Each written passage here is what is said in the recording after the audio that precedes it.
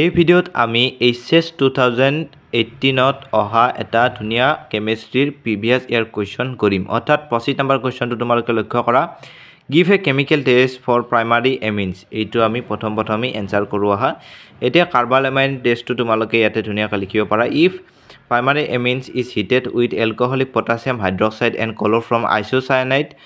is formed which are foul smelling substance অর্থাৎ isocyanide test বলেও আমাৰ এতে এইটো কাৰ্বলামাইন টেষ্টক আমি জনা যাও গতিকে এইটো তোমালোকে ডেফিনেশন যেটো মই লিখি থকা নাই কিতাপৰ পৰা তোমালোকক দি দিছো তোমালোকে লিখি লোৱা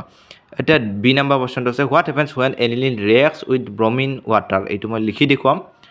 এতিয়া 25 ৰ বি টো আমি আৰম্ভ কৰিছো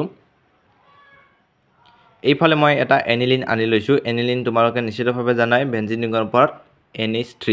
অৰ্থাৎ এনিলিন এইটোক আমি যদি প্ৰথমে কৈছে যে bromine water bromine plus water Br2 plus water লিখি লবা H2 লিখিব পাৰা at room temperature 25 degree Celsius এইটো তোমালোকৰ ৰিঅ্যাকশনটো বাই ডিফল্ট এক্সেছত হৈ যাব গতিকে এইটো এক্সেস বুলি মই লিখি দিছো ইয়াতে আমাৰ তিনিটা পজিশনত ব্ৰোমিন লাগিব অৰ্থ পেৰা আৰু হিফালে গতিকে ইয়াটো নাম হৈ যাব 246 ট্ৰাইব্ৰমো এনিলিন 246 ট্ৰাইব্ৰমো এনিলিন এইটো এটা প্ৰডাক্ট তোমালোকে 1 মাৰ্কস এইটো কাৰণে পাই যাবা 3 মিনিটত 3 মাৰ্ক তোমালোকক মই দি আছো তোমালোকে চাই যোৱা 25 নম্বৰৰ C2 আমি এতিয়া চাও এবাৰ প্ৰশ্নটো আমি চাই লও তাৰ পিছত আমি উত্তৰটো আৰু এবাৰ কৰিম এতিয়া মই প্ৰশ্নখন আনিছো যে তোমালোকে চাবা 25 number C2 right the diazotization reaction of aniline মই এইটো চেনেলতে 3-4 বাৰ লিখিলো এইটো তোমালোকে চাই লবা NH3 এইটো আমি ডাইএজোটাইজেশন যদি কৰিব লাগে এনিলিনৰ আমি কি দেউ তোমালোকে চোৱা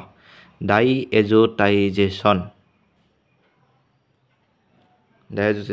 NaNO2 plus HCl 0 to 5 degree Celsius অৰ্থাৎ এইখিনি কৰি দিলে তোমালোকে পাই যাবা বেনজিন ডাইজোনিয়াম সল্ট অর্থাৎ বেনজিন ডাইজোনিয়াম সল্ট বুলি ক'লে এতে অলপ খেলিমেলি হ'ব প্ৰপাৰ নামটো হৈছে benzene diazonium chloride N2 plus Cl minus এটো NEET 2025 for previous year question বা PYQ বুলি তোমালোকে ধৰিব পাৰা বেনজিন ডাইজোনিয়াম ক্লোৰাইড এটো হৈছে ৰিঅ্যাকশন তোমালোকে ধুনীয়াকৈ নোট কৰি লবা 3 marks is equal to 3 minute 3 মিনিটত 3 মাৰ্ক ডান গতিকে এই সিৰিজটো গতে তোমালোকে চাই থাকিবা তেতিয়া তোমালোকে HS 2026ত এটা বিশেষ ফলাফল পাবলৈ সক্ষম হ'বা ধন্যবাদ